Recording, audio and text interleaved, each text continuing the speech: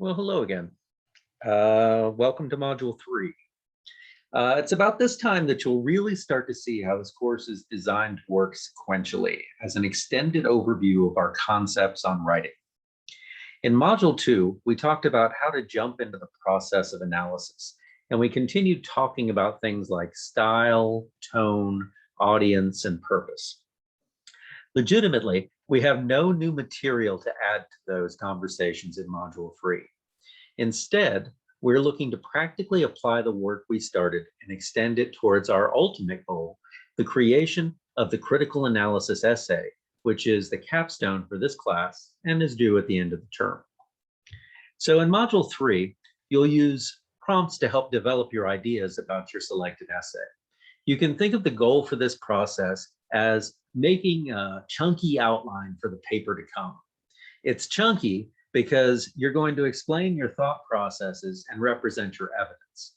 However, it's not quite a completed draft because you're really just responding to individual prompts. So these prompts are based on your interaction with your chosen text and your analysis of it. So let's take a minute and review methods of analysis suggested in Module 2. The first one was pre-reading inquiry. So this is really simple and informal, and all it is introspection. You just thinking about the topic, not thinking about the actual essay, just thinking about the topic. When you consider the subject of the article, just stop and consider it. If you were going to write a similar article, what would your experience on the subject make it look like? Actually writing out your thoughts on the subject can help formally establish your starting point so that you can trace how the article differs from your own expectations. Think of the space between your expectations and the reality of the article as you read it as where the potential rests for the article to be making a difference for you and to you, all right? And that is the space where you get analysis. The second one is note-taking. Generally, this is the method that I use. Reading is often considered a passive pastime, but taking notes turns reading into an activity that primes you to think. Pay attention to whatever strikes you, whether it is a word, a phrase, a sentence, or the ideas contained in them. If they catch your eye, highlight them. Scribble a note to figure out why. Use this to see where key terms and good evidence come into play, but also use it to remind yourself where you had questions or found yourself unimpressed. Return to these so that you can get at the idea of the why behind why it worked or didn't work. All right. And again, that's what analysis does. The third one was text to self connections. So for this one, the big thing to consider is what makes a reader care about an essay.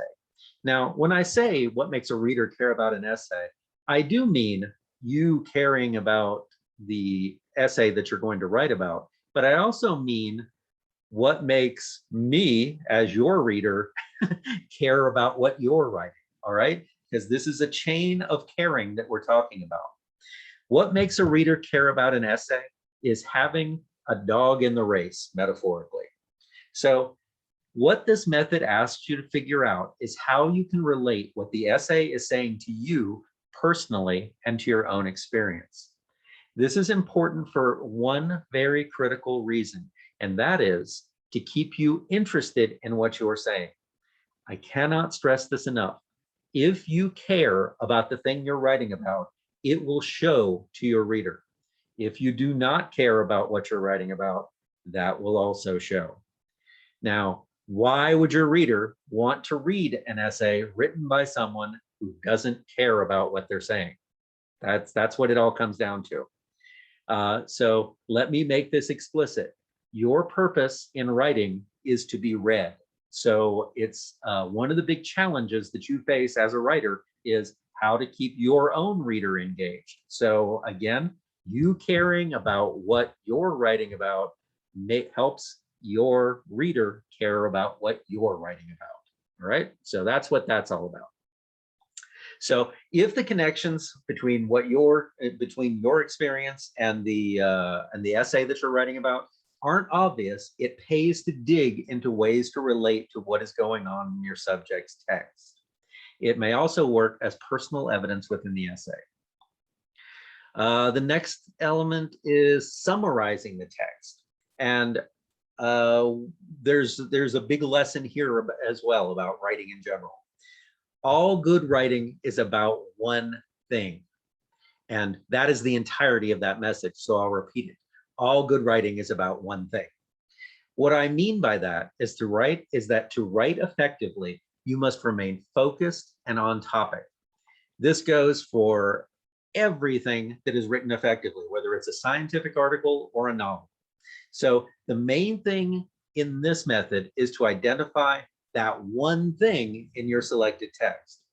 What this form of analysis does is serve to remind you of the central theme running through the essay.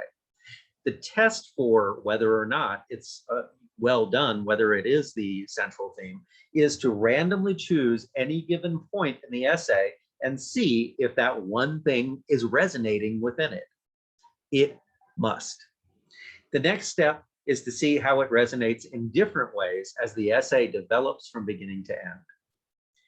The last suggestion is simply to apply, they term it applying what you learned. And really, what we're just saying is to be prepared to teach it to someone. Often in your school career, you'll be asked to make presentations on subjects you're learning. And this is because teaching someone else to understand a subject is the surest way to learning yourself. So this method suggests that you consider the lesson you would teach about your selected essay. How would you relay your concept of it to another? Putting yourself in this state of mind, it can just be very productive. Now, all of this will result in what we're calling the writing plan. And that is the big assignment for Module 3. You're going to build on your work from Module 2 to create some fairly formal responses to the prompts for this exercise. These will consist of well-developed and organized paragraphs illustrating the answer for each prompt. And each paragraph should be, we'll say 5 to 8 sentences long. So these are going to be pretty well-developed paragraphs.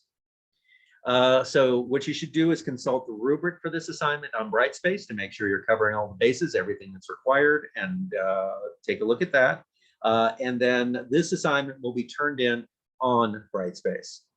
There is also a second assignment for the module, and this is labeled as a temperature check.